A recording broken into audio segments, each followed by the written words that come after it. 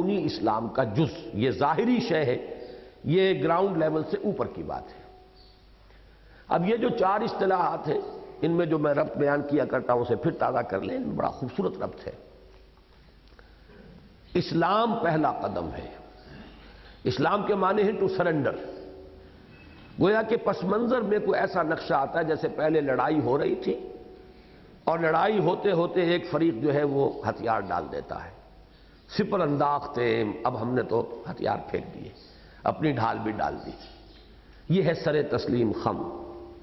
یہ اسلام ہے۔ یعنی ہمارا نفس اللہ سے لڑ رہا ہے، اللہ کا حکم کچھ اور ہے، میرے نفس کا کچھ حکم اور ہے، ہم نے جب ڈال دی، اپنی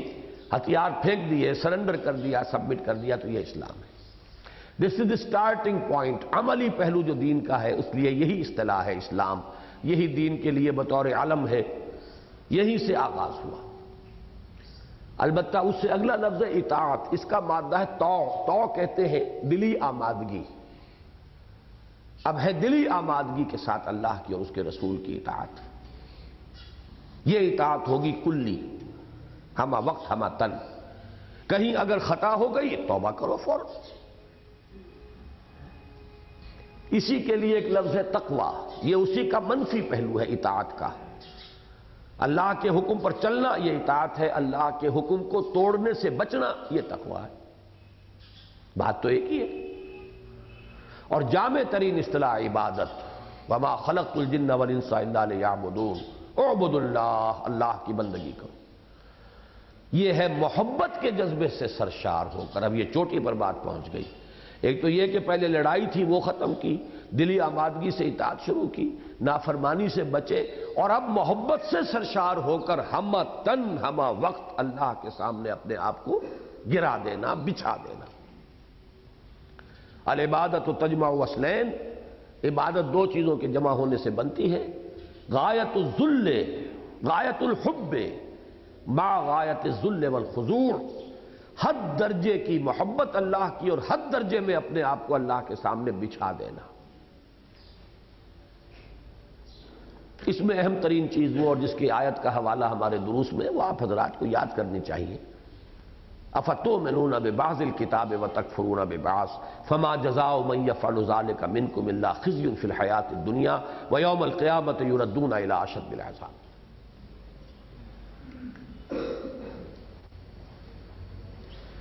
اب ایک بات سمجھ لیجئے،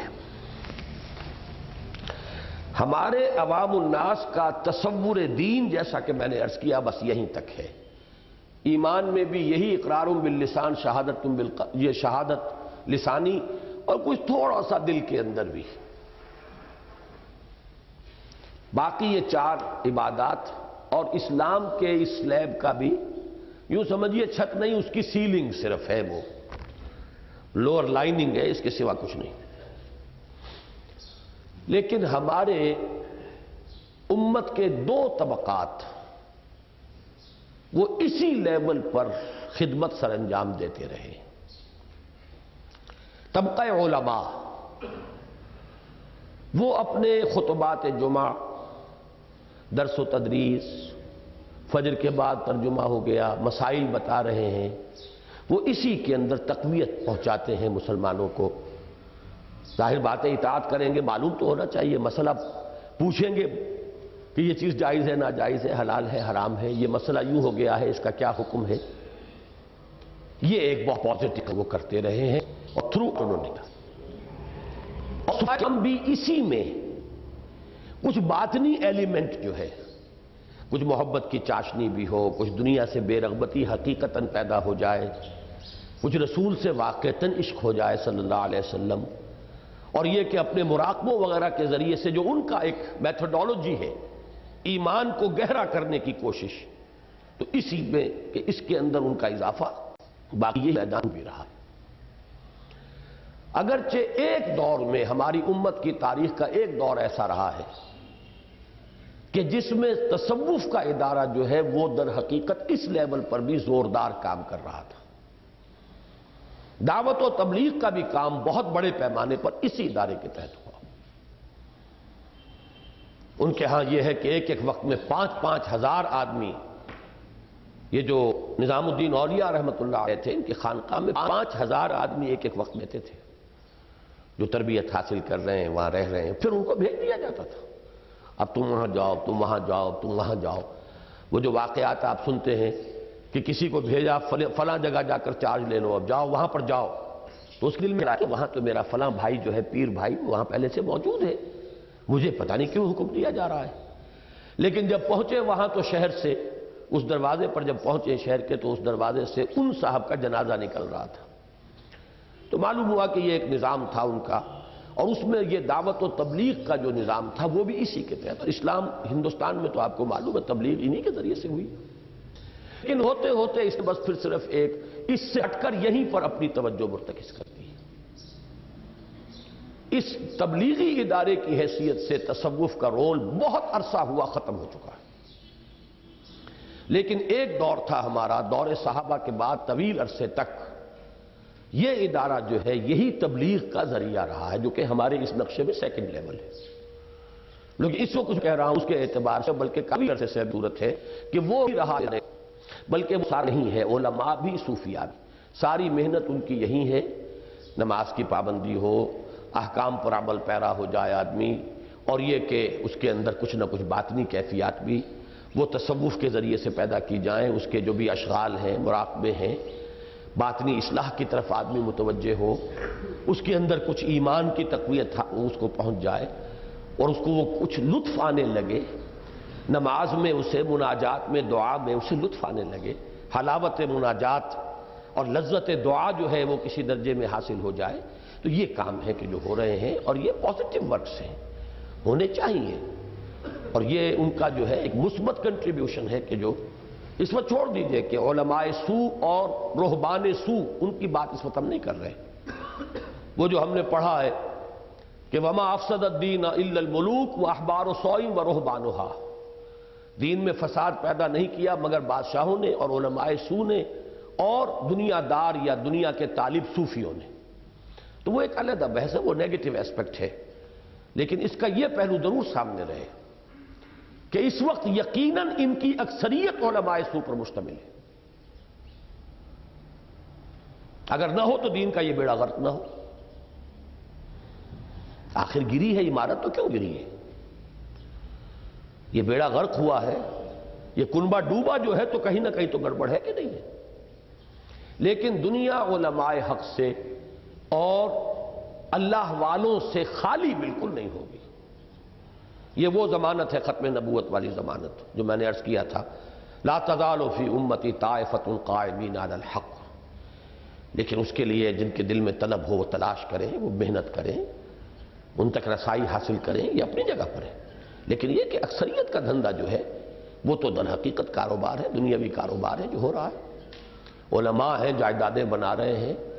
فتوے کے اعتبار سے امام ابو حنیفہ کے نزدیک دین کی تعلیم پر اجرت یا تنخواہ یا معاوضہ لینا بھی حرام ہے مطلق۔ اب اس میں عذر کی بنا پر نرمی پیدا کی گئی، عذر کیا کرے، آخر کس طرح چلے، حالات ایسے ہیں کیا کرے، تو عذر کے تحت جتنا ہو تو اتنا ہونا چاہیے جتنا ناگزیر ہو، جیسے سور اور مردار بھی کھایا جا سکتا ہے جان بچانے کے لیے، تو واقعتاً ہمارے ان علماء نے تو اسی پر عمل کیا جو 5-5 روپے مہینہ لے کر بیٹھ کر اور اپنی زندگیاں انہوں نے کھپا دی، لیکن جہاں یہ نظر آ رہا ہو کہ جائیدادیں بن رہی ہیں، جہاں جو ہے وہ جاگیریں بن گئی، وہ معلوم ہوا کہ سوائے اس کے اور کیا تعبیر ہے کہ وہ علماء سو کا معاملہ ہے، اور وہ رہبان سو، وما افسد الدین الا الملوک واحبار سوء ورہبانها،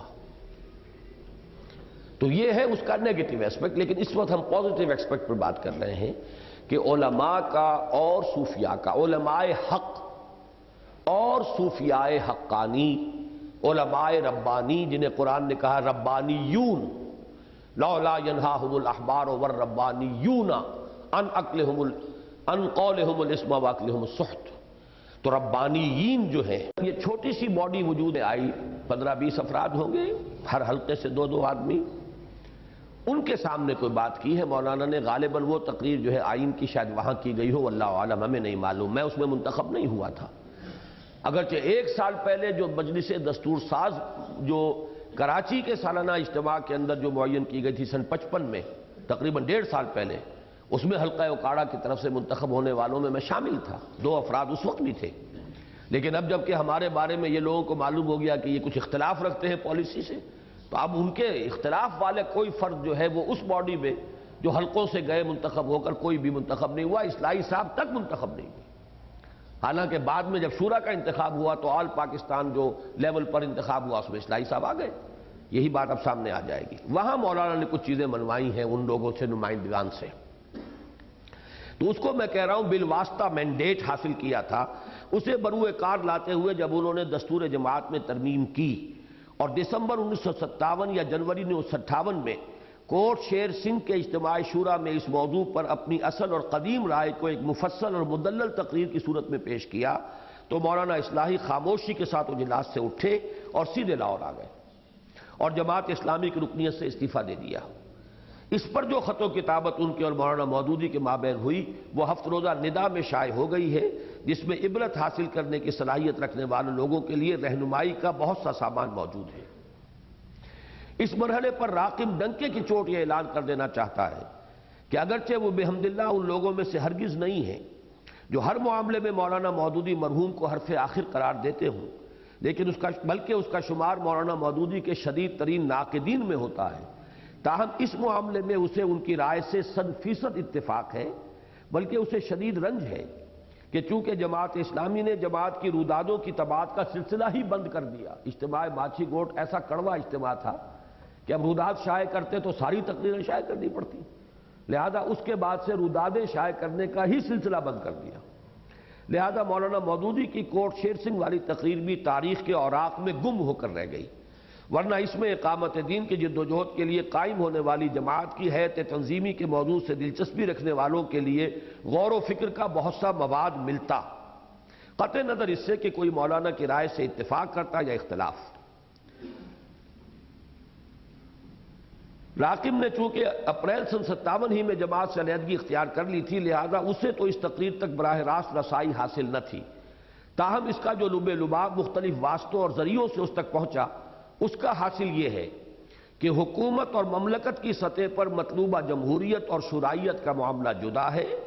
اور جماعت اور تحریک بالخصوص انقلابی تحریک جس نوعیت اور طرز کی جمہوریت اور شورائیت کی متقاضی ہے اس کا معاملہ علیحدہ ہے۔ چنانچہ ان دونوں کے مابین بہت سے دوسرے مابہل اختلاف امور کے علاوہ ایک اہم فرق یہ ہے کہ حکومت کی عملداری یعنی جورسڈکشن ایک علاقے پر ہوتی ہے اور اس میں رہنے والے سب لوگ اس میں لامحالہ شریک ہوتے ہیں، جبکہ جماعت کی کوئی علاقائی عملداری نہیں ہوتی اور کوئی انسان جب چاہے کسی جماعت میں شامل اور جب چاہے اس سے علیحدہ ہو سکتا ہے، لہذا ان دونوں میں خلط مبحث درست نہیں ہے۔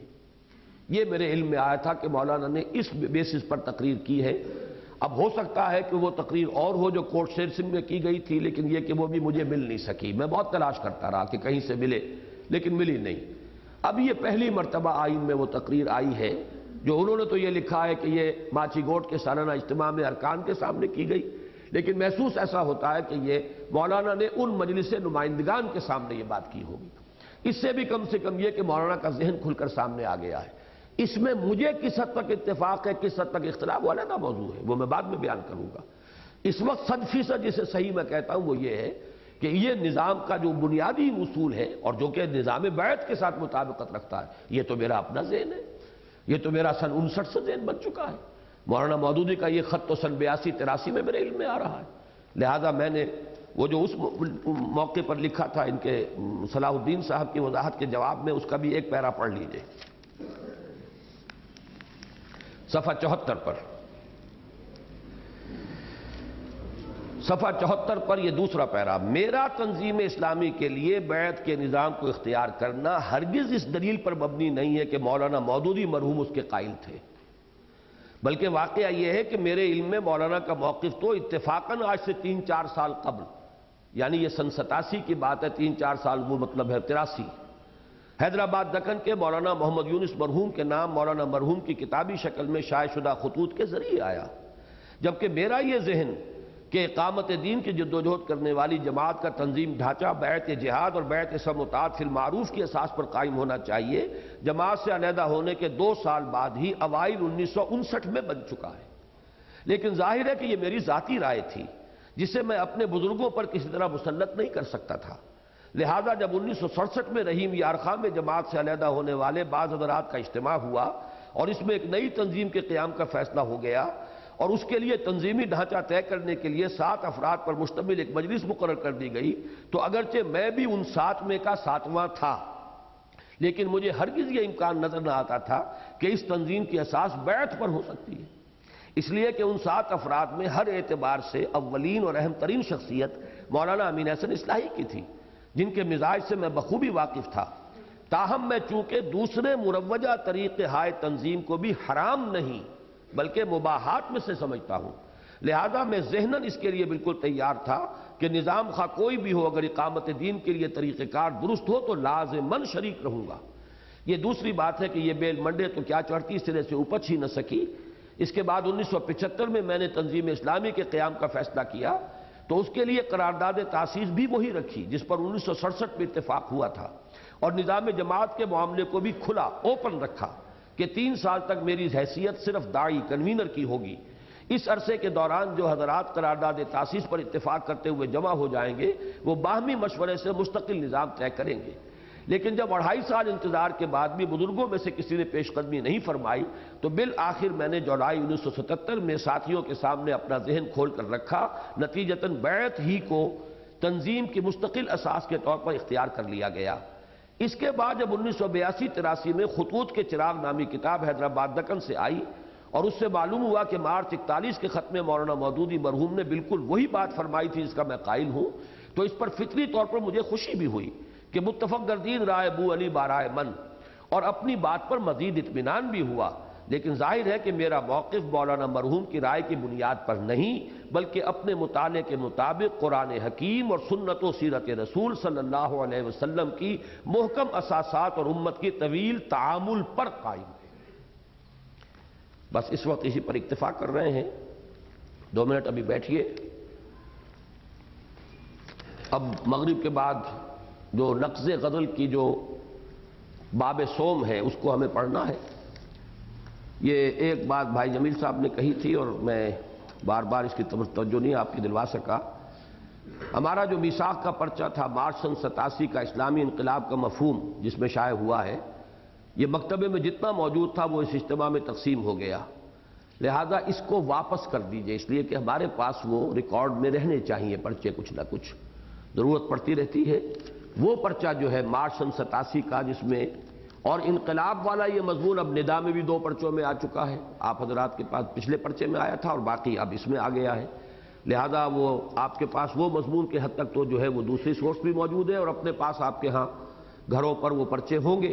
تو یہاں وہ چونکہ تھوڑے سے پرچے تھے تو وہ پرچے آپ حضرات واپس کر دیجیے گا۔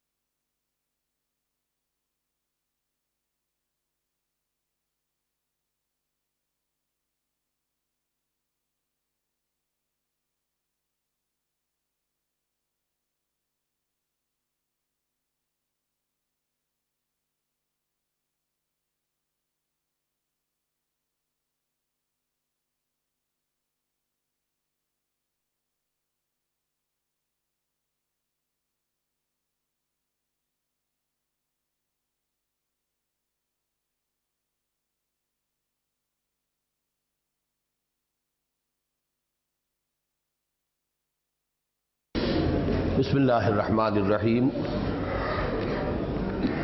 جیسا کہ میں مغرب سے پہلے اعلان کر چکا ہوں، یہ جنوری 1990 کا میثاق، اس میں صفحہ 57 نکال لیجئے۔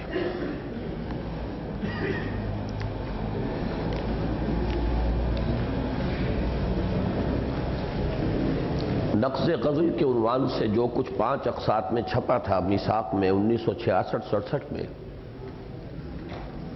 اس کا جو اکثر حصہ ہے وہ در حقیقت کچھ دستاویزات پر مشتمل ہے۔ یعنی کیا قرارداد تھی کہ جو شورا نے پاس کی، پھر یہ کہ وہ کیا الزام تھا جو مولانا نے ارکان جائزہ کمیٹی پر عائد کیا، چارج شیٹ ان کی، پھر اس کے جواب میں جب زبانی گفتگو کے نتیجے میں مولانا مودودی صاحب نے مولانا اصلاحی صاحب کے سب کچھ کہنے سننے کے باوجود وہ اپنا الزام نامہ واپس نہیں لیا، تو پھر انہوں نے تحریری جو اس کا محاکمہ لکھا اور اس پر شدید تنقید کی، وہ طویل ترین ہے اس میں، اس پرچے کے اندر سب سے بڑی تحریر وہی ہے۔ تو اکثر و بیشتر جو ہے وہ دستاویزات ہیں، کہیں کہیں بعض جملے میں نے صرف واقعات کی ترتیب کو نمایاں کرنے کے لیے اس میں ایڈ کیے ہیں، ورنہ اکثر و بیشتر چیزیں وہی ہیں۔ البتہ یہ حصہ اس کا ایسا ہے، یہ ایک قسط جس میں میں نے مولانا مودودی صاحب اور مولانا اصلاحی صاحب کا جو اختلاف تھا اس کا پس منظر بیان کرنے کے لیے جماعت کی ایک تاریخ بیان کی۔ اس تاریخ کے بارے میں آپ کو یہ بتا دوں پیش کی کہ جب یہ میثاق میں چھپی اور مولانا اصلاحی صاحب نے پڑھی، پہلے تو ان کے علم میں نہیں آئی تھی، میں تو انڈیپینڈنٹلی پرچے کو چلا رہا تھا، سرپرستی ضرور تھی ان کی، لیکن یہ کہ میں از خود چلا رہا تھا، خود لکھ رہا تھا۔ تو تباہ ہونے کے بعد انہوں نے پرچہ پڑھا، تو پھر ان کا تبصرہ بھی بالکل وہی تھا جو مولانا عبدالماجد دریابادی کا تھا، اس مضمون پر جو تبصرہ ہوا تھا کہ جس میں مولانا فراہی اور مولانا ابوالکلام اور مولانا شبلی کے بارے میں نے جو باتیں لکھی تھی، اس پر جو مصرع لکھا تھا مولانا عبدالماجد دریابادی نے کہ در حیرتم کے بعد فروش اج کجا شنید، بائی نہیں یہی فقرہ پڑھا مولانا مودودی نے اس پر، مولانا اصلاحی نے۔ انہوں نے یہ فرمایا کہ واقعہ یہ ہے عزیزم کہ اگر میں بھی اس وقت تاریخ لکھوں تو سوائے اس کے کہ آپ کے اس خاکے میں کچھ میں رنگ بھر سکوں گا مزید، یعنی واقعات کا، اور کوئی اضافہ میں نہیں کر سکتا۔ بالکل صحیح تعبیر یہی ہے۔ میں حیران ہوں کہ تمہارے علم میں یہ باتیں کہاں سے آئیں۔ اصل میں مختلف مواقع پر جو ان سے گفتگویں ہوتی رہتی تھی، کبھی کوئی بات آ جاتی تھی سامنے، کبھی کوئی بات آ جاتی تھی، بس وہ اللہ تعالیٰ نے مجھے ایک ذہن منطقی دیا ہے، میں ان چیزوں کو جوڑتا ہوں، جوڑ کر اس کا ایک حجولہ بنا لیتا ہوں۔ تو انہیں حیرانی ہوئی کہ یہ تم تو اس وقت موجود نہیں تھے جماعت کے آس پاس، تو یہ ساری باتیں تمہارے علم میں کیسے آئی؟ یہ سند جو ہے مولانا اصلاحی صاحب کی، یہ پھر میں نے میثاق میں لکھ بھی دی تھی تاکہ سند رہے، بوقت ضرورت کام آئے، اس لیے کہ وہ اس وقت سرپرست تھے میثاق کے۔ اگلے پرچے میں نے ان کا تبصرہ یہ نقل کر دیا، اور اس سے گویا کہ وہ مستند ہے کہ مولانا اصلاحی صاحب نے یہ بات کہی تھی۔ باقی یہ میں اس کے سلسلے میں لکھ چکا ہوں کہ یہ جو مضامین چھپے ہیں، مولانا مودودی بقید حیات تھے اس وقت، اور نہ صرف یہ کہ بقید حیات تھے بلکہ ابھی وہ اس طرح سے معطل نہیں ہوئے تھے عمارت جماعت سے کہ جماعت کی عمارت چھوڑ کر اور ایک عضو معطل بن گئے ہوں، بلکہ یہ کہ امیر تھے، پورے طور پر کمانڈ انہی کے پاس تھی، پالیسی وہی بنا رہے تھے، وہ پوری طریقے سے ایکٹیو تھے۔ اس وقت انہوں نے اس میں سے کسی چیز کی کوئی نفی نہیں کی، کوئی تردید نہیں کی، جماعت کے کسی حلقے کی طرف سے میری اس تحریر کے اوپر کوئی نکیر نہیں ہوئی۔ اسی کو میں نے کہا ہے کہ یہ اس کو ایک طرح کا سند کا درجہ دینے والی شے ہے، اور یہی وجہ ہے کہ اب جو آئین نے مضمون لکھا ہے اگر ہم اس پر خاموش رہیں تو گویا کہ وہ شے مستند ہوگی کل کہ مضمون چھپا تھا، آپ نے اس کا کوئی جواب نہیں دیا۔ ہمیں روزانہ صاحب کا پیش آتا ہے فلاں بیان آپ کا آ گیا تھا، آپ نے نفی نہیں کی، لہذا ہم یہی سمجھیں گے کہ یہ آپ کا بیان صحیح ہے، اور بسا اوقات ہمیں پتہ بھی نہیں ہوتا کس اخبار میں وہ بیان چھپ گیا، سارے اخبارات تو ہم پڑھتے نہیں۔ تو بہرحال یہ تمام چیزیں اس وقت شائع ہوئی ہیں اور ان پر جماعت کے حلقے کی طرف سے کوئی نفی یا تردید کی کوئی بات نہیں آئی، ریکارڈ پر بالکل نہیں۔ لیکن میرے لیے زیادہ اہم بات تھی مولانا اصلاحی صاحب کی طرف سے تصویب کلی کہ ہاں یہی معاملہ ہے، اصل تاریخی پس منظر یہی ہے۔ اس میں چونکہ جماعت اسلامی کے آغاز کے حالات بھی ہیں اور جو پہلا اختلاف ہوا تھا اور جو لوگ علیحدہ ہوئے تھے اس کا پس منظر بھی ہے، اس اعتبار سے یہ تنظیم کے ہر رفیق کو سمجھنے چاہیے کہ یہ داستان اصل میں کیا تھی، کیونکہ ابھی مولانا منظور نعمانی صاحب بھی بقید حیات ہیں، مولانا علی میاں بھی ہیں، یہ لوگ جماعت سے علیحدہ ہو گئے تھے سن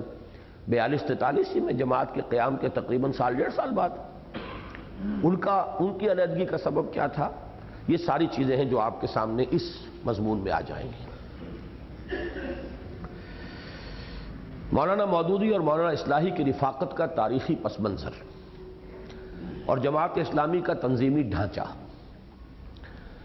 ارکان جائزہ کمیٹی پر الزام نامے کے جواب میں مولانا مودودی کے نام مولانا امین حسن اصلاحی صاحب کا یہ خط، جسے بعد میں ایک موقع پر پاکستان میں شام کے سابق سفیر جناب عمر بہاء الامیری نے، یہ جو سفیر تھے یہاں پر اور یہ اخوانی آدمی تھے ذہن کے اور مزاج کے اعتبار سے، تو یہ بھی ان لوگوں میں سے تھے جنہوں نے بڑی کوشش کی تھی کہ مصالحت ہو جائے مولانا اصلاحی اور مولانا مودودی کے مابین۔ تو ان کا یہ جملہ ہے، یہ مولانا اصلاحی صاحب نے مجھے سنایا تھا کہ اس شکوے کے باوجود کہ فیہ بعض الخشونہ، اس میں کچھ سختی ہے، درستی ہے، آپ کا انداز جو ہے وہ سخت ہے، لیکن اس کے ساتھ ہی ایک قاضی کا فیصلہ قرار دیا اور مولانا اصلاحی کو مخاطب کر کے اعتراف کیا کہ قد کتبت ھذا الکتاب کما یکتب القاضی قضاءہ، آپ نے اپنا یہ خط ایسے انداز میں لکھا ہے جیسے کہ کوئی قاضی اپنا فیصلہ لکھتا ہے۔ جماعت اسلامی کے ان دو چوٹی کے قائدین کے آپس کے تعلقات اور 17 سالہ رفاقت کے اختتام کی تمہید بن گیا یہ خط مولانا اصلاحی صاحب کا، اور اس خط کے ذریعے مولانا امین حسن اصلاحی صاحب نے گویا مولانا مودودی پر عدم اعتماد کا تحریری اظہار کر دیا۔ یہ چونکہ جماعت اسلامی کی تاریخ کا ایک انتہائی اہم واقعہ ہے، لہذا ضروری ہے کہ اسے اچھی طرح سمجھ لیا جائے، اور اس کے لیے ان دونوں حضرات کے تعلقات کے تاریخی پس منظر پر ایک سرسری نظر ڈالنا بہت مفید ہے۔ اصحاب ثلاثہ، 1940 میں جب جماعت اسلامی قائم ہوئی تو اس وقت بلکہ 41 ہونا چاہیے یہ، تو اس وقت جو لوگ مولانا مودودی کی دعوت پر جمع ہوئے ان میں اخلاص، تقوی اور للہیت کے اعتبار سے تو ہو سکتا ہے کچھ دوسرے لوگ بہت آگے ہوں، غیر معروف لوگوں کے اندر تقوی، اخلاص، للہیت معروف لوگوں سے کہیں زیادہ ہو سکتا ہے، لیکن مشہور عالم دین اور معروف اہل قلم ہونے کے اعتبار سے متحدہ ہندوستان کی جانی پہچانی شخصیتوں میں سے مولانا محمد منظور نعمانی مدیر الفرقان لکھنؤ اور مولانا امین حسن اصلاحی مدیر الاصلاح سرائے میر اعظم گڑھ کے نام صف اول میں شمار کیے جا سکتے ہیں، اور مولانا سید سلیمان ندوی مرحوم کے دو مشہور و معروف تلامذہ یعنی مولانا ابو الحسن علی ندوی جو اب بھی ماشاءاللہ بقید حیات ہیں، اور مولانا مسعود عالم ندوی جو ان کا انتقال ہو چکا ہے مرحوم، صف ثانی میں سے قابل ذکر ہیں۔ مولانا مودودی، مولانا نعمانی اور مولانا اصلاحی نہ صرف یہ کہ عمر کے اعتبار سے تقریباً برابر تھے، اصلاحی صاحب 3 سال چھوٹے ہیں مولانا مودودی سے، اور مولانا نعمانی تو غالباً اصلاحی سے مولانا مودودی سے بھی بڑے ہیں عمر میں واللہ عالم، لیکن علمی و صحافتی زندگی کے اعتبار سے بھی تقریباً ہم سن تھے۔ مولانا مودودی کا ترجمان القرآن، مولانا نعمانی کا الفرقان، مولانا اصلاحی کا الاصلاح، ان تینوں پرچوں کی اشاعت تقریباً ایک ہی وقت شروع ہوئی۔ ان اصحاب ثلاثہ میں سے مولانا محمد منظور نعمانی پر دینی تعلیم کے قدیم سلسلے سے گہرے تعلق اور اصحاب تقوی و احسان سے قریبی روابط کی بنا پر علم دین کے ساتھ تقوی کا رنگ زیادہ غالب تھا۔ دیوبندی حلقے کے آدمی تھے، تو دیوبندی بزرگ علماء، اس دور کے بزرگ علماء جن کی آنکھیں انہوں نے دیکھی ہیں، وہ ظاہر بات ہے بہت چوٹی کے لوگ تھے۔ مولانا امین حسن اصلاحی صاحب مولانا حمید الدین فراہی رحمۃ اللہ علیہ کے تلمیذ رشید ہونے کے بنا پر فہم قرآن میں ایک ممتاز حیثیت کے مالک تھے، اور مولانا ابو العلا مودودی جدید نظریات و افکار کے وسیع مطالعے اور نظام دین پر ایک مکمل ضابطہ حیات ہونے کے اعتبار سے خصوصی نظر رکھنے کے ساتھ ساتھ ایک عام فہم، دل نشین اور شگفتہ طرز تحریر کے مالک ہونے کی وجہ سے جدید علم کلام میں ایک خاص مقام رکھتے تھے۔ یہ تینوں کی اپنی اپنی جداگانہ جو ہے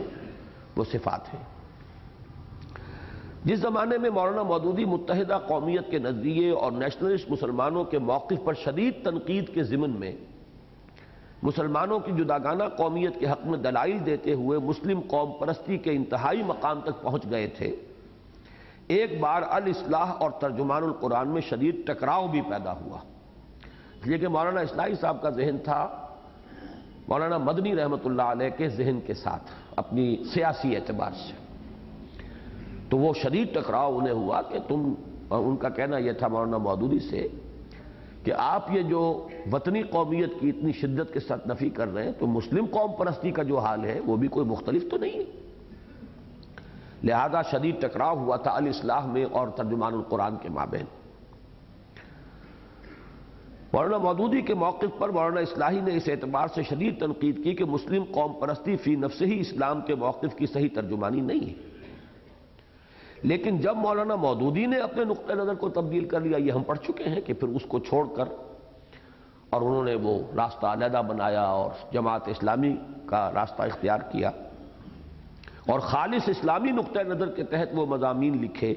جو ان کی کتاب سیاسی کشمکش کے حصہ سوم میں شامل ہیں، تو مولانا اصلاحی نے ان کے نقطہ نظر کی صحت کو تسلیم کر لیا اور اس طرح ان حضرات کے مابین تعاون اور اتحاد کی راہ ہموار ہوئی۔ نوٹ پڑھ لیجئے کہ اس موقع پر تحریک جماعت اسلامی کے حصہ اول کے دیباچے، وہ جو میری کتاب ہے اس کے دیباچے کے یہ الفاظ ذہن میں تازہ کر لیے جائیں، لیکن یہ بہرحال ایک ناقابل تردید حقیقت ہے کہ جماعت اسلامی کا قیام ان نظریات کی اساس پر نہیں ہوا جو مولانا مودودی نے سیاسی کشمکش کے پہلے اور دوسرے حصوں میں بیان فرمائے ہیں، بلکہ ان پر ہوا ہے جو اس کے تیسرے حصے میں مفصل و مدلل بیان ہوئے۔ ان نظریات کی اساس بنا کر مولانا نے 1940 میں ایک اسلامی جماعت کی تشکیل کی دعوت دی، جس کو قبول کرنے والوں میں وہ بھی تھے جو مولانا مودودی کے پہلے سیاسی موقف سے سخت اختلاف رکھتے تھے اور اس پر شدید تنقید کر چکے تھے،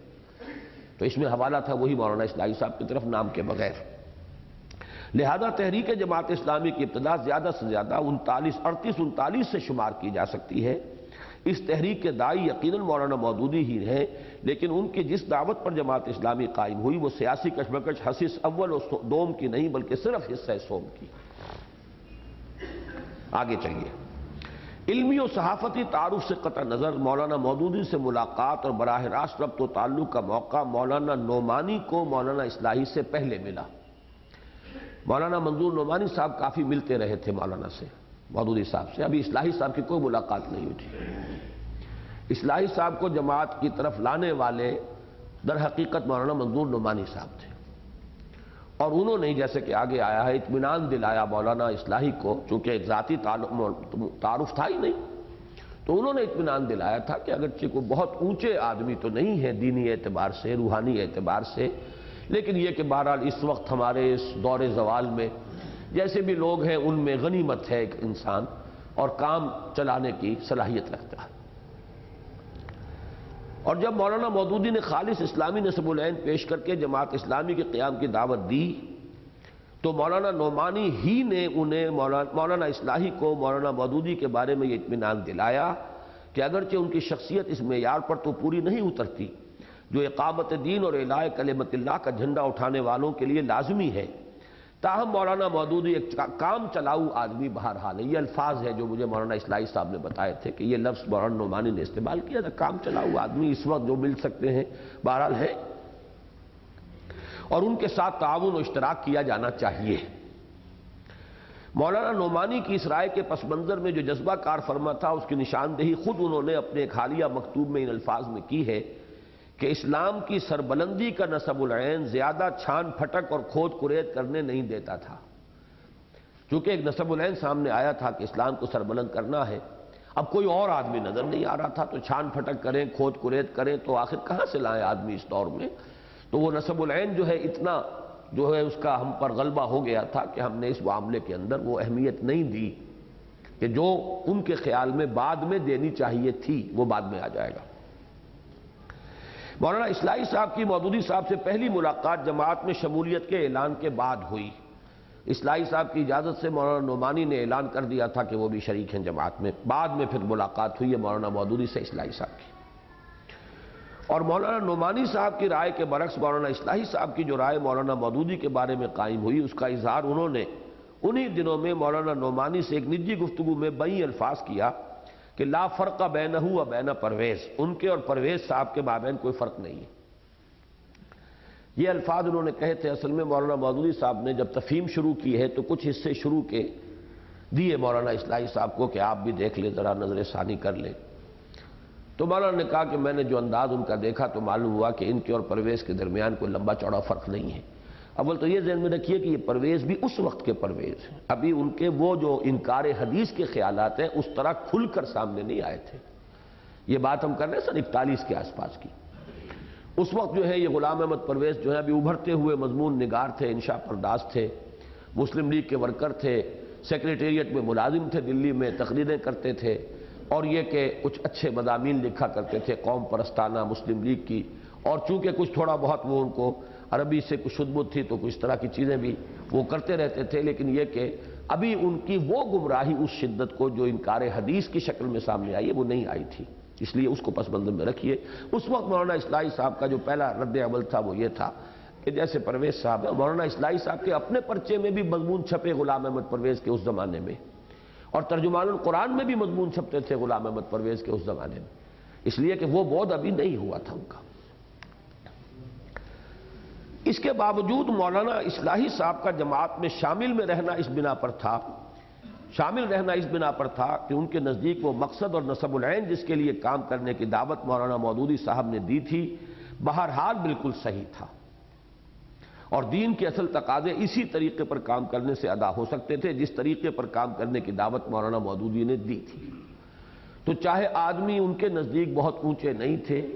کام چلاؤ تھے، یا لا فرق بینہ و بین پرویز مولانا اصلاحی صاحب کی رائے تھی، لیکن یہ کہ بہرحال وہ کام بہت ضروری تھا اور لازم تھا، اور رائے ان کی صحیح تھی، فکر ان کا درست تھا، لہذا ساتھ دینا ضروری تھا۔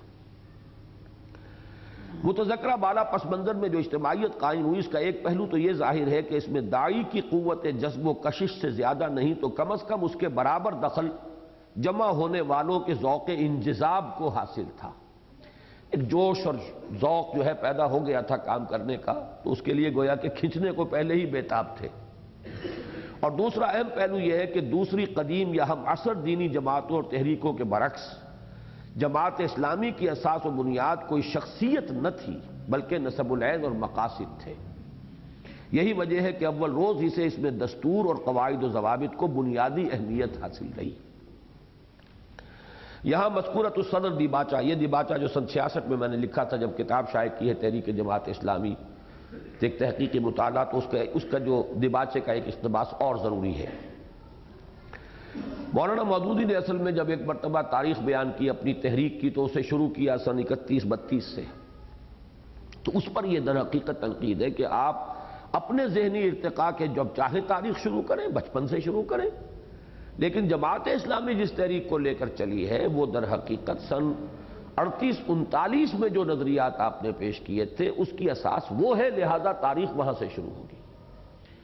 اور چونکہ آپ کے ہاتھ پر بیعت کر کے جماعت یہ نہیں بنی تھی، لہذا آپ کو اپنے ذہنی ارتقاء کے مراحل کو جماعت کی تاریخ کے مراحل میں شمار کرنے کا حق حاصل نہیں ہے، یہ بات سمجھ لیں۔ مولانا مودودی صاحب کو یقیناً اس کا حق ہے کہ اپنے ذہنی ارتقاء کے مختلف منازل اور اس سفر کے دوران لیے گئے موڑوں یعنی ٹرنز کی تاریخ بیان فرماتے ہوئے ابتدا جہاں سے چاہے کریں، لیکن جماعت اسلامی کی تحریک کی تاریخ بیان کرتے ہوئے اس کی ابتدا اس طرز پر کرنا صرف اس صورت میں درست ہو سکتا تھا کہ جماعت اسلامی کچھ لوگوں کے مولانا مودودی کے ہاتھ پر بیعت کرنے سے معرض وجود میں آئی ہوتی۔ اس صورت میں کسی دستور کا مرتب ہونا اور امیر جماعت کا منتخب کیا جانا بے معنی ہوتا۔ چنانچہ جیسا کہ اس سے قبل اشارہ کیا جا چکا ہے، یہ جماعت اس طرح وجود میں نہیں آئی کہ کچھ لوگوں نے مولانا مودودی صاحب کے ہاتھ پر بیعت کی ہو، بلکہ اس کی تشکیل اس طرح ہوئی کہ کچھ لوگوں نے ایک نسب العین کے بعد ایک مخصوص تشریح اور مکمل دستور کے ساتھ وفاداری کا رشتہ استوار کیا، اور پھر انہوں نے اپنے میں سے ایک امیر اور اس کی مجلس شورا منتخب کی اور ان کے مابین اختیارات کی حدود کو معین کر دیا۔ یعنی گویا کہ شکل جو بن رہی ہے جماعت کی وہ نیچے سے اوپر کی طرف ہے، اوپر سے نیچے کی طرف نہیں۔ لیکن ایک بات موجود ہے کہ داعی کی حیثیت سے مولانا مودودی تھے۔ اب یا تو اسی بنا پر وہ امیر ہو جاتے خود بخود اور لوگوں سے بیعت لیتے، تب تو وہ تنظیم وجود میں آتی جو میں نے کہا اوپر سے نیچے جاتی ہے۔ لیکن یہاں یہ تھا کہ داعی ہونے کی حیثیت انہوں نے ختم کی کہ بس میں نے آپ کو جمع کر دیا تھا، جمع کر کے اب آپ اپنے میں سے اس کام کے لیے جس کو چاہیں امیر منتخب کریں۔ اب وہ نیچے سے چلا ہے معاملہ کہ انہوں نے امیر منتخب کیا۔ بہرحال اصل مسئلہ اب شروع ہو رہا ہے، جماعت کا پہلا تنظیمی بحران۔ جماعت کے قیام کے بعد جب دارالاسلام میں قرب میسر آیا، ابھی تو دور دور سے صاحب سلام تھی نا، مولانا مودودی دارالاسلام میں رہتے ہیں پٹھان کوٹ میں، مولانا نعمانی لکھنؤ میں رہتے ہیں، مولانا اصلاحی اس سے بھی آگے سرائے میر اعظم گڑھ بہار کی سرحد پر، صرف خط و کتابت کا معاملہ ہے۔ مولانا نعمانی صاحب تو ایک دو مرتبہ ملے تھے ان سے، مولانا مودودی سے اصلاحی صاحب کی ملاقات تو ہوئی اس وقت ہے جب یہ یہاں دارالاسلام آ گئے۔ جماعت کے قیام کے بعد جب دارالاسلام میں قرب میسر آیا اور ایک دوسرے کو قریب سے دیکھنے کے مواقع ملے تو جلد ہی مولانا محمد منظور نعمانی صاحب اور دوسرے بہت سے حضرات نے یہ محسوس کیا کہ مولانا مودودی کی شخصیت کے بارے میں ان کے پہلے اندازے بھی بہت مبالغے پر مبنی تھے، اور یہ کہ ان کی شخصیت کا اس کام سے سرے سے کوئی مناسبت ہی نہیں ہے، ان کی شخصیت کو اس کام سے سرے سے کوئی مناسبت ہی نہیں جسے لے کر وہ اٹھ کھڑے ہوئے ہیں۔ چنانچہ اپنے قیام کے 1-1.5 سال کے اندر جماعت اسلامی اپنے پہلے بحران سے دوچار ہو گئی، اور مولانا محمد منظور نعمانی، مولانا ابوالحسن علی ندوی، مولانا شاہ جعفر پھلواروی اور دیگر بہت سے اہم اور معروف شخصیتوں سمیت جماعت اسلامی کے کل ارکان کی 1/3 تعداد جماعت سے علیحدہ ہو گئی۔ یہ بڑا ہنگامہ ہوا تھا اور کافی وہ تحریریں اور اجتماعات، لیکن بالآخر وہ بہت بڑا کرائسس جو ہے وہ بس 1.5 سال کے اندر اندر آ گیا۔ اس میں اس وقت چونکہ یہ چیزیں پھر آ چکی ہیں پبلک میں، اس وقت تو ان حضرات نے پبلک میں کچھ بیان نہیں کیا تھا، خاموشی سے علیحدہ ہو گئے، نہ کوئی اعتراض کیا، نہ کوئی بیان دیا، نہ کوئی تحریر لکھی، نہ کسی کتاب میں کہ ہم کیوں علیحدہ ہوئے۔ حالانکہ میرے نزدیک ان پر ذمہ داری تھی کہ اس کو واضح کرتے ہیں، لیکن یہ کہ وہ ایک علیحدہ مسئلہ ان حضرات کا مسئلہ ہے۔ بعد میں انہوں نے وہ چیزیں اب لکھ بھی دی ہیں، شائع بھی کر دی ہیں، اگرچہ کی ہیں مولانا مودودی کی زندگی کے اندر یہ چیزیں آ گئی تھی، لیکن یہ کہ میرے نزدیک انہیں اس وقت کرنا چاہیے تھا اور کھل کر، مولانا مودودی نے بلکہ یہی کہا تھا کھل کر بات کریں، جماعت کے عام ارکان میں بات کریں۔ اس وقت ان حضرات نے تقویٰ کا تقاضا یہ سمجھا کہ اب یہ ذاتی باتیں ہیں اور ذاتی باتوں کو اس طرح جو ہے لانا لوگوں کے سامنے یہ مناسب نہیں ہے، اپنے طور پر یہ رائے قائم کر لی کہ دینی اعتبار سے یہ اس مقام پر نہیں ہے، کم سے کم مقام پر بھی کہ جن کے ساتھ تحریک اقامت دین کے قائد کی حیثیت سے ہم چل سکیں۔ اس میں جو چند باتیں جو معلوم ہوئی بعد میں وہ یہ کہ مولانا کے ہاں ایک مرد باورچی کام کرتا تھا، اس پر اعتراض تھا، جوان لڑکا ہے آپ کے گھر میں، پردہ ہونا چاہیے، یہ جوان باورچی کیسے ہے؟ تو مولانا نے کچھ یہ اس طرح کی معذرت کی کہ میری بیوی جو ہے بہت اونچے گھرانے کی ہیں اور ان کو وہ پکانے وغیرہ کا یہ نہیں ہے معاملہ، تو مجھے رکھنا پڑتا ہے مجبوراً ملازم کوئی۔ پھر یہ کہا گیا کہ پھر آپ کسی خاتون کو رکھیے، ماما کو رکھیے، تو انہوں نے کہا کہ پھر وہی بات ہو جائے گی، پھر میرا اس سے پردہ ہونا چاہیے۔ تو انہیں یہ جواب دیا گیا کہ وہ تو جو بھی ہے کام کرے گی باورچی خانے میں، مرد تو باورچی خانے میں نہیں جاتا، شاذ کا بھی اتفاق ہوگا، لیکن باورچی خانے میں جب مرد باورچی کام کر رہا ہو اور گھر کی مالکہ جو ہے وہ تو نگرانی کرتی ہے اس باورچی خانے کا سارا انتظام، تو یہ دونوں چیزیں برابر کیسے ہو گئیں؟ بہرحال مولانا نے اس پر جو بھی پوزیشن تھی مصر رہے اور وہ مرد باورچی ان کے ہاں کام کرتا رہا۔ اب یہ چیز ایسی تھی کہ جس کو ظاہر بات ہے کہ دینی مزاج اور خاص طور پہ ہمارے علماء کے جو اپنے معیارات ہیں اس کے اعتبار سے یہ چیز بالکل کمپیٹیبل نہیں تھی۔ اسی طرح یہ کہ فجر کی نماز میں نہیں آتے تھے مولانا۔ اب اس میں یہ کہ ان کی ایک عذر تھا کہ میں چونکہ گردے کا مریض ہوں، صبح کو میری طبیعت، رات کو میں کام بھی کرتا ہوں دیر تک تحریر و تصنیف کا، تو میں فجر میں نہیں آ سکتا۔ ان کا کہنا تھا کہ نہیں، فجر نماز فرض جو ہے وہ اولین ہے، ہر شے پر مقدم ہے۔ بلکہ یہ اعتراض تو بعد میں بھی چلتا رہا، جب یہاں لاہور میں اچھرے میں رہے مولانا تو لوگ کہتے، جب اعتراض کرتے تھے آپ فجر کی جماعت میں نہیں حاضر ہوتے تو مولانا یہی کہتے تھے، تو یہاں پہ شورا کے لوگ کہتے تھے چاہے موٹر کار آپ کہیں ہم آپ کے لیے جماعت اسلامی کے خرچے پر فراہم کر دیتے ہیں، آپ موٹر کار میں سوار ہو کر اور مسجد جائیں، لیکن فرض نماز جو ہے با جماعت آپ کو ادا کرنی چاہیے۔ مستقلاً فرض نماز سے بھی جماعت سے علیحدہ رہنا یہ صحیح نہیں۔ تو اس قسم کی چند چیزیں تھیں کہ جن میں یہ اختلاف جو ہے پھر وہ شدت اختیار کر گیا اور پھر یہ حضرات جو ہے علیحدہ ہو گئے۔ لیکن اس وقت مجھے اس کی داستان بیان نہیں کرنی، مجھے اصلاحی صاحب کی بات بیان کرنی ہے کہ اس موقع پر اصلاحی صاحب کا موقف کیا تھا۔ باقی وہ تو اب مولانا علی میاں تو ابھی زندہ ہیں اور وہ مولانا منظور نعمانی صاحب بھی باقاعدہ حیات ہیں، انہوں نے وہ چیزیں لکھی بھی ہیں کچھ مولانا منظور نعمانی صاحب نے، لہذا جنہیں دلچسپی ہو وہ ان سے پڑھیں، ان چیزوں کو پڑھ لیں۔ اصل میں تو اصلاحی صاحب کا موقف کیا تھا یہ بہت اہم ہے اور بہت دلچسپ ہے، بہت معقول بھی ہے۔ اس موقع پر جو دو باتیں مولانا امین حسن اصلاحی صاحب نے ان حضرات سے کہیں وہ بعد کے پیش آمدہ واقعات کے اعتبار سے انتہائی اہم ہے۔ ظاہر بات ہے جب اختلاف چل رہا تھا تو وہ لوگ ان سے بھی کہتے تھے نا کہ بھئی دیکھیے آخر اس پر ہم کیسے اب ساتھ دے سکتے ہیں، تو گویا کہ کوشش ہوتی ہے کہ آپ بھی علیحدہ ہو جائیں۔ بلکہ جب مولانا نعمانی صاحب ہی لے کر آئے تھے انہیں جماعت میں اور وہ اب جا رہے تھے تو انہیں ایک طبیعی سی بات ہوتی ہے، فطری تو میں نہیں کہتا، طبیعی سی تو ہوتی ہے کہ جو میں جس کو لے کر آیا تھا تو اب ظاہر بات ہے کہ میں جا رہا ہوں تو وہ بھی میرے ساتھ جائے۔ تو اس کا جواب ہے یہ۔ مولانا اصلاحی صاحب نے جو دو باتیں اس موقع پر کہیں وہ بعد کے پیش آمدہ واقعات کے اعتبار سے انتہائی اہم ہے۔ ایک یہ کہ آپ حضرات چونکہ خود تدین و تقویٰ کے اعتبار سے بلند مقامات پر فائز ہیں، لہذا آپ کے لیے جائز ہے کہ آپ مودودی صاحب کی شخصیت کے ان پہلوؤں پر تنقید کریں جو تقویٰ کے منافی ہیں، لیکن میں چونکہ اس اعتبار سے خود تقریباً مولانا مودودی ہی کی سطح کا آدمی ہوں، لہذا اس معاملے میں زبان تان نہیں کھول سکتا۔ پہلی بات یہ۔ دوسرے یہ کہ میں اگر جماعت میں شامل نہ ہوا ہوتا تو بات دوسری تھی، شامل نہ ہوا ہوتا تو بات دوسری تھی۔ اب جب کہ میں جماعت اسلامی میں شامل ہو چکا ہوں تو اس سے علیحدگی کو معمولی بات نہیں سمجھتا۔ میرے نزدیک اب صحیح صورت یہ ہے کہ اصلاح احوال کے مقدور پر کوشش کی جائے، لہذا میں جماعت میں شامل رہ کر اس بات کی سعی کرتا رہوں گا کہ ہم لوگ ایک دوسرے کی اصلاح کرتے اور ایک دوسروں کی خامیوں کی تلافی کرتے ہوئے آگے بڑھتے جائیں اور دین کی خدمت کی کوشش کریں۔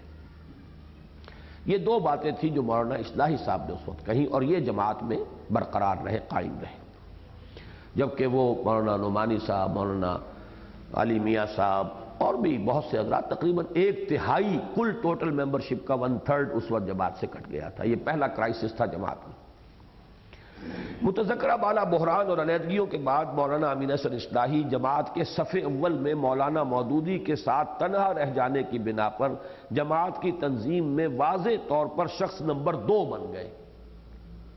نمبر 2۔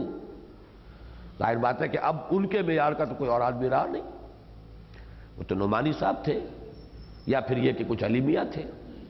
علی میاں بھی صف دوم کے تھے، پہلے یہ 3 تھے چوٹی پر، اب 2 رہ گئے، مولانا مودودی امیر اور یہ ان کے نمبر 2۔ اول تو یہی بات کہ ایک شخص کسی جماعت میں واضح طور پر شخص دوم بن جائے اس کی پوزیشن کو نازک بنا دینے کے لیے کافی ہے۔ وہ کیوں؟ وہ سمجھ لیجئے آپ کہ اگر وہ تنقید کرتا ہے کسی بات پر تو سمجھا جائے گا یہ امیر بننا چاہتا ہے۔ یہ جو ایک پوزیشن بڑی کریٹیکل ہو جاتی ہے کہ ذرا سا بھی اگر بولے گا تو کہ چونکہ قریب ترین وہی ہے، نمبر 2 وہی ہے، تو یہ کہ اس میں بڑی ایک پوزیشن جو ہے نازک ہو جاتی ہے کہ آدمی کو بہت محتاط رہنا پڑتا ہے۔ پھر جب صورتحال یہ ہو کہ مزاج اور نقطہ نظر کے اعتبار سے اس کے اور امیر کے مابین نمایاں فرق موجود ہو اور وہ اپنے ذمے یہ کٹھن خدمت بھی لے لے کہ اسے مقاصد اور نسب العین سے تعلق خاطر کی بنا پر نہ صرف اس کے ساتھ نباہ کرنا ہے بلکہ اس کی خامیوں اور کمیوں کی تلافی بھی کرنی ہے، تو صورتحال اور بھی نازک ہو جاتی ہے۔ لیکن یہ حقیقت ہے اور اس سے شاید کوئی شخص انکار کی جرت کر سکے کہ مولانا اصلاحی صاحب نے اس نازک اور کٹھن ذمہ داری کو کمال ہمت و تحمل کے ساتھ مسلسل 16-17 سال نبھایا۔ اس میں یہاں تک بھی ہوا ہے، بعد میں شاید ذکر بھی آ جائے، کہ مولانا اصلاحی صاحب کو خیال ہوا کہ میں اپنا رسالہ الاصلاح جاری کر لوں جو پہلے سرائے میر سے نکلتا تھا، اب یہاں سے شروع کر لوں۔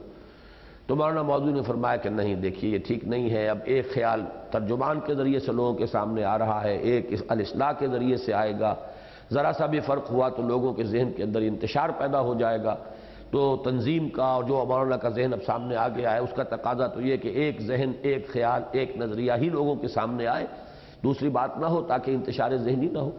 تو اب یہ ایک اعتبار سے علمی موت تھی اصلاحی صاحب کی، 17 برس میں وہ اپنی وہ تفسیر کا بھی کوئی کام نہیں کر سکے، وہ تو بالکل جماعت کے جو بھی پروگرام ہوتے تھے انہی کے لیے وقف ہو کر رہ گئے۔ نمبر 2، مولانا اصلاحی کی خدمات۔ اس پورے عرصے میں مولانا امین حسن اصلاحی مولانا مودودی کے دست راست رہے اور پوری تندہی اور انہماک کے ساتھ نہ صرف اس نصب العین کی خدمت میں لگے رہے جس کی خاطر جماعت اسلامی میں شمولیت اختیار کی تھی، بلکہ جماعت کے اندر یا اس کے باہر کے حلقوں سے جب بھی کوئی حملہ مولانا مودودی کی ذات پر ہوا تو اس کی مدافعت میں بھی ہمیشہ مولانا امین حسن اصلاحی ہی سینہ سپر ہوئے، حتیٰ کہ اس سلسلے میں انہیں اپنے دیرینہ دوستوں اور رفیقوں ہی کی نہیں بلکہ اپنے بزرگوں اور ممدوحوں اور مخدوموں تک کی کبیدی خاطر برداشت کرنی پڑی۔ مولانا نعمانی صاحب نے بھی کچھ اختلاف کا تھوڑا سا اظہار اس وقت کیا تھا کسی اور رنگ میں، تو اس کا شدت کے ساتھ جواب دیا مولانا اصلاحی صاحب نے، اور بھی اس حلقے کے علماء نے، مولانا مفتی کفایت اللہ صاحب، مولانا احمد سعید صاحب دہلوی، ان کے اعتراضات مولانا مودودی پر ہوئے تو ان کا جواب بھی دیا مولانا اصلاحی صاحب نے، حالانکہ وہ ان کے جیسا کہ میں نے آپ کو بتایا مولانا مدنی کے وہ عقیدت مند تھے مولانا اصلاحی صاحب۔ میں نے ایک جملہ بھی ان کا ایک اور جگہ نقل کیا ہے کہ جب مولانا مدنی رحمۃ اللہ علیہ کے ساتھ جالندھر کے ریلوے اسٹیشن پر بڑی گستاخی کی مسلم لیگ کے کارکنوں نے، شمس الحق نامی ایک کارکن تھا مسلم لیگ کا جس نے منہ پر تھوکا ہے مولانا مدنی رحمۃ اللہ علیہ کے جالندھر ریلوے اسٹیشن پر، تو اس کی خبریں اخبار میں آئیں، بلکہ گرا لیا تھا زمین پر۔ ایک مرتبہ یہ ہوا علی گڑھ اسٹیشن کے اوپر، طلباء نے علی گڑھ کے زمین پر گرا لیا تھا، چھاتی پر بیٹھ گئے تھے، اور ایک مرتبہ جالندھر ریلوے اسٹیشن پر مولانا مدنی رحمۃ اللہ علیہ کے ساتھ گستاخیاں 2 مرتبہ ہوئی۔ تو خبریں اخبار میں آئیں تو دارالاسلام میں شام کو سیر کے لیے نکلا کرتے تھے مولانا مودودی بھی اور ساتھی ان کے، تو اس میں کچھ گفتگو ہو رہی تھی، تو جب تذکرہ ہوا تو مولانا مودودی صاحب کچھ تبصرہ کر رہے تھے، اصلاحی صاحب خاموش رہے، تو مودودی صاحب نے ان سے پوچھا کہ مولانا آپ کچھ نہیں کہہ رہے، رائے نہیں دے رہے کوئی اس مسئلے پر، تو مولانا یہ فرماتے ہیں، اور میں نے یہ نقل کر دیا تھا ایک مضمون میں چھپا ہوا ہے میثاق میں، کہ میں اور کچھ نہیں جانتا، یہ جانتا ہوں کہ جس قوم نے مولانا مدنی ایسے شخص کے ساتھ گستاخی کی ہے اس پر اللہ کا کوئی بہت بڑا عذاب آنے والا ہے، بس اس کے سوا میں کچھ نہیں کہتا۔ تو سب چپ ہو گئے کہ ان کی نگاہ میں مولانا مدنی کی اتنی وقت ہے اور اتنی عزت ہے۔ تو یہ ہے پس منظر، یعنی مولانا مدنی رحمۃ اللہ علیہ سے، چونکہ پہلے بتا چکا ہوں کہ وہ تو مولانا مودودی سے بھی اس وقت لڑے تھے جبکہ وہ تنقید کر رہے تھے صرف نیشنلسٹ علماء پر، قرب تو اس وقت ہوا ہے جبکہ مسلم لیگ پر تنقید شروع کی ہے مولانا مودودی نے، اور تیسرا راستہ نکالا ہے، تب ساتھ آئے ہیں۔ لہذا اب اس حلقے سے جب بھی حملہ ہوا، اب جواب دینے کے لیے مولانا مودودی کی طرف سے مولانا اصلاحی صاحب ہی آئے، اس لیے کہ جماعت کا معاملہ تھا، تحفظ جماعت کا کرنا تھا۔ یہ ہے بات جو یہاں لکھی گئی ہے۔ تقسیم ہند سے قبل یعنی جماعت اسلامی کے دور اول میں مولانا امین حسن اصلاحی صاحب نے تحریک اسلامی کی جو سب سے بڑی خدمت سر انجام دی وہ یہ تھی کہ اس تحریک کے اصول و مبادی اور اس کے طریقہ کار کے بعد انتہائی اہم پہلوؤں اور اس کی جد و جہد کے نمایاں مراحل کو براہ راست قرآن حکیم کی روشنی میں واضح اور مستحکم اساس پر مرتب و مدون کیا، جس کے نتیجے میں دعوت دین اور اس کا طریقہ کار جیسی بلند پایا اور مایہ ناز کتاب منصہ شہود پر آئی۔ یہ بات بہت کم لوگوں کو معلوم ہے کہ اسی کتاب کے اثر سے جماعت اسلامی کے لٹریچر میں مولانا مودودی صاحب کی بعض اہم اور بنیادی مگر سطحی اصطلاحات جیسے حکومت الہیہ کا قیام وغیرہ کا استعمال متروک ہوا اور ان کی جگہ شہادت حق اور اقامت دین کی قرآنی اصطلاحات رائج ہوئیں، اور فی الجملہ جماعت کی تحریک پر دینی رنگ زیادہ گہرا ہوا۔ جماعت کی تقسیم ہند سے پہلے تک کی رودادوں کے مطالعے سے دوسری حقیقت جو واضح ہو جاتی ہے وہ یہ ہے کہ جماعتی زندگی کے مقتضیات اور اسلامی نظم جماعت کے اصول و فروع اور خد و خال کی وضاحت کے معاملے میں مولانا امین حسن اصلاحی صاحب نے اہم کردار ادا کیا۔ اب اس پر نوٹ بعد میں پڑھ لیجئے گا آپ، وقت کم ہے ہمارے پاس۔ تنظیم جماعت کے ضمن میں ایک اصولی اختلاف اب یہ چلا، اس تعاضد و تناصر، یہ سخت لفظ ہو گئے، عضد کہتے ہیں بازو، تعاضد ایک دوسرے کا بازو بننا، وَنَشُدُّ عَضُدَكَ، اے موسیٰ ہم تیرے بازو کو مضبوط کر دیں گے ہارون کے ذریعے، تو یہ ہے بازو بن جانا، تعاضد ایک دوسرے کا بازو بننا، تناصر ایک دوسرے کی مدد۔ اس تعاضد و تناصر کے ساتھ ساتھ اندر ہی اندر ایک معاملے میں مولانا اصلاحی اور مولانا مودودی کے مابین اختلاف بھی رہا۔ یہ معاملہ اسلامی نظام جماعت میں امیر کے اختیارات سے متعلق تھا۔ مولانا مودودی بحیثیت امیر جماعت اسلامی بحیثیت امیر جماعت اسلامی اپنے لیے غیر محدود اختیارات کے طلبگار تھے۔ ان کے نزدیک شورا کا مقام صرف یہ تھا کہ امیر کو اپنے مشورے سے مطلع کر دے، اس کے مشورے کو قبول یا رد کر دینے کا مکمل اختیار امیر کو حاصل تھا۔ گویا جدید اصطلاح میں مولانا مودودی کے نزدیک جماعت اسلامی کے امیر کو شورا پر ویٹو کا حق حاصل تھا۔ اس کے برعکس مولانا اصلاحی شدت کے ساتھ اس رائے کے حامل تھے کہ اسلامی نظم جماعت میں امیر کو شورا کے فیصلوں کا پابند ہونا چاہیے۔ یہ ہو سکتا ہے کہ اس معاملے میں مولانا اصلاحی صاحب کے پیش نظر اس مسئلے کے خالص علمی یعنی اکیڈمک پہلوؤں کے علاوہ خاص طور پر جماعت اسلامی کے مخصوص حالات بھی ہوں۔ بہرحال مولانا اصلاحی ابتدا ہی سے اس معاملے میں اپنے نقطہ نظر کو پوری قوت کے ساتھ پیش کرتے رہے، حتیٰ کہ تقسیم ہند سے متصل قبل الہ آباد کے کل ہند اجتماع کے موقع پر منعقدہ مجلس شورا کے اجلاس میں اس مسئلے پر سخت تلخی بھی ہوئی، اور اس وقت مولانا مسعود عالم ندوی رحمۃ اللہ علیہ تو رو پڑے تھے، باقاعدہ رقت طاری ہوئی کہ یہ معلوم ہوتا ہے کہ اب یہ جماعت تقسیم ہو جائے گی اور بٹ جائے گی۔ تاہم تقسیم ہند تک سے قبل تک چونکہ جماعت کا فعال دور ابھی شروع ہوا ہی تھا، شروع ہی نہیں ہوا تھا، لہذا اس معاملے کی اہمیت بھی زیادہ تر علمی یعنی اکیڈمک رہی۔ اس وقت طے یہ کیا گیا کہ یہ معاملہ رہے گا کہ اگر شورا کی اکثریت اور امیر کے درمیان اختلاف ہو جائے، اول تو یہ کہ پہلے تو یہ بات تھی کہ کوشش کی جائے گی کہ اتفاق رائے سے معاملات چلیں، وہ تو سبھی چاہتے ہیں اور مطلوب و مقصود ہے، کنسنسس رہے، کبھی اختلاف کی نوبت نہ آئے، ڈویژن کی نوبت نہ آئے کہ رائے شماری کی جائے۔ فرض کیجئے کبھی ایسا ہو جاتا ہے کہ شورا کی اکثریت ایک موقف پر ڈٹ گئی اور امیر جماعت دوسرے موقف پر ڈٹ گئے، وہ اس کو چھوڑنا صحیح نہیں سمجھتے، یہ اس کو چھوڑنا صحیح نہیں سمجھتے، تو اب کیا کیا جائے؟ تو اس دستور میں طے کیا گیا تھا کہ وہ معاملہ ریفر کیا جائے گا جماعت اسلامی کے ارکان کی جنرل باڈی کو۔ اب اگر جماعت کے ارکان کی جنرل باڈی اس رائے کی تصویب کر دے جو شورا کی رائے ہے تو امیر معزول ہو جائے گا، اس کا انتخاب دوبارہ ہوگا، اور اگر وہ اس رائے کو صحیح قرار دے دے کہ جو امیر کی رائے ہے تو امیر رہے گا، شورا معزول ہو جائے گی، شورا کا نیا انتخاب ہوگا۔ یہ فیصلے کا ایک طریقہ کار تھا کہ جو اس میں جس کو میں نے کئی جگہ کہا پیچ در پیچ فارمولہ وہ بنانا پڑا۔ جب یہ ایک دستور اور اس کے اندر یہ اختیارات کا آپ اگر کوئی مسئلہ طے کریں گے تو کہیں نہ کہیں تو طے کرنا پڑے گا۔ یک جان دو قالب، تقسیم ہند کے بعد بھی مسلسل 9-10 برس تک مولانا مودودی اور مولانا اصلاحی مزاج کے شدید اختلاف کے باوجود یک جان و دو قالب ہو کر ساتھ کام کرتے رہے، اور پاکستان کے عوام اور جماعت اسلامی کے ارکان تو کجا، خود مرکزی مجلس شورا کے زیادہ سے زیادہ 1-2 آدمیوں کے سوا کسی کو بھی اس کا احساس تک نہیں ہوا کہ ان دونوں حضرات کے مابین کسی معاملے میں کوئی قابل ذکر اختلاف موجود ہے۔ واقعہ یہ ہے کہ یہ مولانا امین اصغر اصلاحی صاحب کا انتہائی ایثار تھا کہ انہوں نے اپنی شخصیت کو بالکلیہ مولانا مودودی کی شخصیت میں ضم ہی نہیں گم کر دیا۔ یہ لفظ مولانا مودودی نے بھی استعمال کیا ہے اپنی اس تقریر میں جو چھپی ہے میثاق دسمبر میں، گم کر دینا۔ اور اس معاملے میں انہوں نے صرف اپنے دیرینہ رفقا اور بزرگوں کے طعنے ہی برداشت نہیں کیے بلکہ اغیار کی پھپتیاں تک سہیں۔ کسی نے انہیں مولانا مودودی کا اینجلز قرار دیا، مارکس کے ساتھ اینجلز جیسے چپکا ہوا تھا مارکس اینجلز، تو گویا کہ مولانا مودودی کے ساتھ اصلاحی صاحب جو ہیں یہ ان کے اینجلز ہیں۔ اور کسی نے حکیم نور الدین قرار دیا کہ جیسے غلام احمد قادیانی کے ساتھ حکیم نور الدین، عالم تو وہ تھا، غلام احمد قادیانی عالم آدمی نہیں تھا،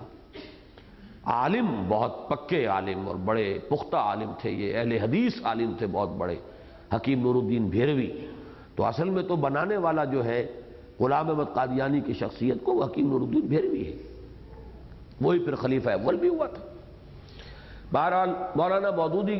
اصلاحی پر یہ پھپتیاں خاص طور پر شورش کاشمیری یہ پھپتیاں چست کیا کرتے تھے،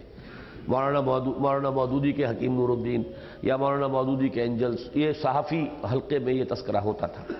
یعنی میں اس لیے بیان کر رہا ہوں کہ اس طرح چپکے ہوئے تھے مولانا اصلاحی اور بریکٹڈ تھے لوگوں کے سامنے کہ بالکل یک جان دو قالب۔ بہر صورت انہوں نے کبھی مولانا مودودی کے رجل ثانی سیکنڈ مین قرار دیے جانے میں آر محسوس نہ کیا، بلکہ جیسا کہ میں نے عرض کیا وہ الاصلاح نکالنا چاہا بھی تو مولانا نے روک دیا تو رک گئے۔ ایک اہم دستوری نکتہ یہ میں نے جو ابھی بیان کیا تھا آپ کے سامنے، وہ یہاں لکھا ہوا بھی آ گیا۔ اوپر امیر اور شورا کے مابین اختیارات کی تقسیم کے سلسلے میں مولانا مودودی اور مولانا اصلاحی کے نقطہ نظر کے جس اختلاف کا ذکر کیا گیا ہے وہ بالآخر اس طرح طے ہوا کہ جماعت اسلامی پاکستان کے دستور میں امیر اور شورا کے اختلاف کی صورت میں جماعت کے عام ارکان سے استصواب کی راہ حتمی طور پر متعین کر دی گئی اور طے کر دیا گیا کہ اگر جماعت کے ارکان کی اکثریت امیر کی رائے پر صادق کر دے تو شورا خود بخود معزول ہو جائے گی اور نئی شورا منتخب ہوگی، بصورت دیگر امیر معزول ہو جائے گا اور نئے امیر کا انتخاب ہوگا۔ عملی صورتحال اس سے یہ تو ضرور ہو گیا کہ نظری اعتبار سے جماعت اسلامی کے دستور میں امیر کے ساتھ شورا کو بھی ایک اہم اور مستقل بذات حیثیت حاصل ہو گئی اور ان کے مابین نزاع کی صورت میں تصفیہ کی ایک راہ متعین ہو گئی، لیکن عملاً جماعت اسلامی پاکستان میں شورائیت بطور ایک نظام انسٹیٹیوشن کبھی رائج نہ ہو سکی۔ وہ اس لیے نہیں ہو سکی کہ مولانا کا ذہن تو وہ تھا جو اس مضمون میں کھل کر آ گیا، وہ تو ڈرائیور کی اور کمانڈر کی اور وہی جانتا ہے کہ کیا شکل ہے، اور بسا اوقات فیصلے کے لیے وقت تک نہیں ہوتا کہ اب ریفر کریں، مشورہ کریں،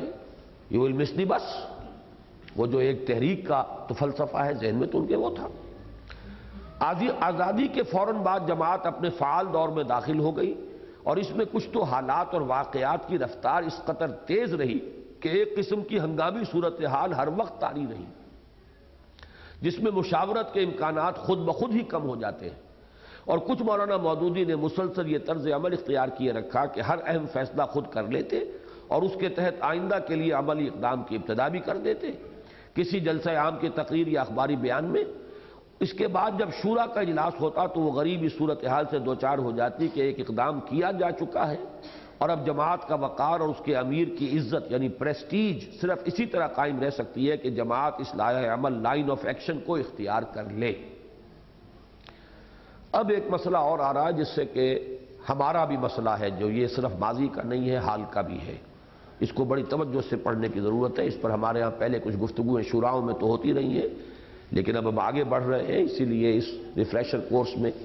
ہم نے کوشش کی کہ تمام نقبات جمع ہو جائیں، وہی اب ہمارا اس تحریک کا آگے ہراول جو ہے وہ دستہ ہے۔ تو اس کو سمجھیے، جماعت کی سول سروس، یہ جو ہمہ وقت ملازمین کا مسئلہ ہے جس کو بارہا میں نے کہا ہے کہ ایک انیویٹیبل ایول ہے برائی لیکن لازمی ہے، ناگزیر ہے، اس کے سوا گزارا بھی نہیں، لیکن یہ کہ اس کے اندر کچھ برائی کے پہلو بھی موجود ہیں۔ اب کوشش یہ ہوتی ہے